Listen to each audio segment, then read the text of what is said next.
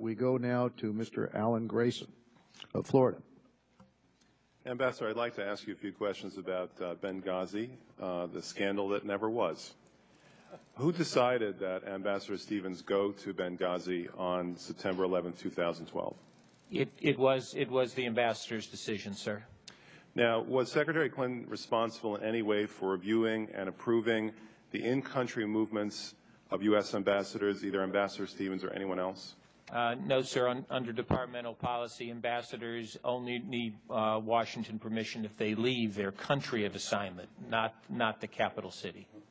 Now, did the ambassador, when he went to Benghazi, have a normal security detail in accordance with the State Department procedures and rules at that time? Yes, sir. He had two diplomatic security special agents who accompanied him from Tripoli to Benghazi. Benghazi was a diplomatic post, not an embassy, right? It was a temporary mission facility. Yes, sir. All right. Is it even possible to provide the same kind of security at a temporary mission facility as we try to provide at our embassies?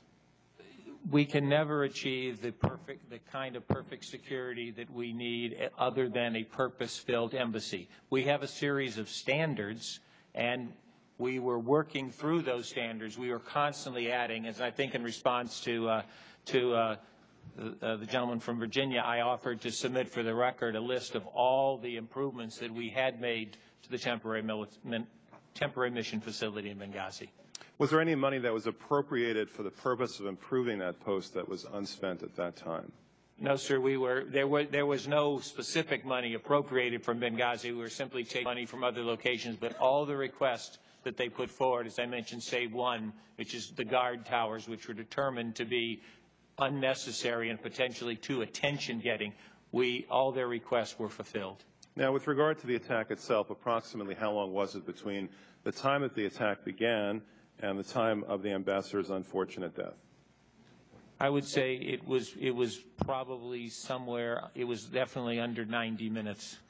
Now, was there any kind of military force, substantial U.S. military force, close enough to even engage the attackers within that 90-minute period? No, sir. Was there any force, even if there had been more time, that could have rescued the ambassador given the actual situation on the ground as it was? Tragically, no, sir. Did the White House ever ignore any reports regarding this attack? No, sir, not that I'm aware of. Did Secretary Clinton ever ignore any reports regarding this attack? No, sir. I personally spoke to Secretary Clinton that evening, and Secretary Clinton was being constantly briefed by our operations center all evening. If you had been the President of the United States on that night, would you have done anything different? What I know that the President did was to say to the Secretary of Defense and the Chairman of the Joint Chiefs of Staff, do everything that you can. And I think that's probably what I would have done, was turn to my senior military command authority and tell them to do whatever was necessary, which is what he did.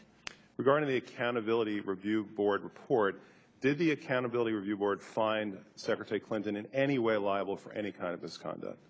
No, sir. Did the board find the President liable for any kind of misconduct? No, sir. Was it, in fact, within their powers to have done so if they felt that that were the case? They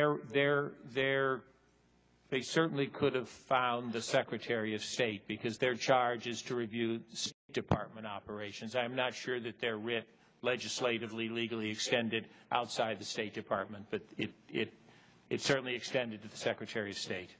Ambassador, are you familiar with the term second-guessing? Have you heard that term before? Yes, sir. What about the term 20/20 hindsight? Have you heard that term before? Yes, sir. And how about the term Monday morning quarterbacking? Have you heard that term before? Yes, sir. Good. I yield the rest of my time. Thank you very much. Thank you. We'll go